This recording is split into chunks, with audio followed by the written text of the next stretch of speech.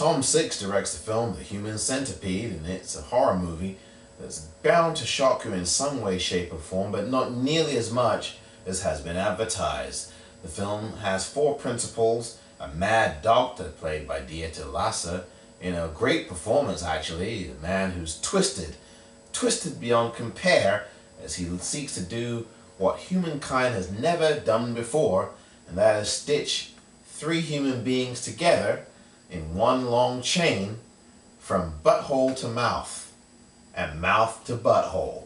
He describes it in a way that's eerie and creepy. He shows pictures and diagrams to his unwitting victims who he has drugged, and he proceeds to do the grisly deed. And some of it is graphic, but not nearly as bad as films like Repo Man or Kick-Ass. And if you can stomach the violence of those films, you can certainly, by comparison, stomach this film. In fact, it's not nearly as violent as those two titles. One thing that does separate it from both of those films is that it is beautifully shot. It is delivered up on a platter as if to eat itself, and that probably is very intentional on the part of Mr. Six. Cinematography definitely stands out here. Everything is artfully shot.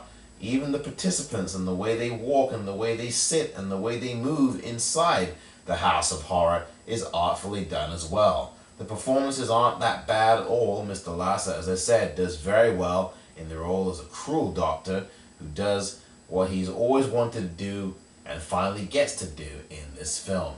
Two American girls get caught up in the countryside in Germany, and lo and behold, before you know it, they become part of this unwitting experiment in horror.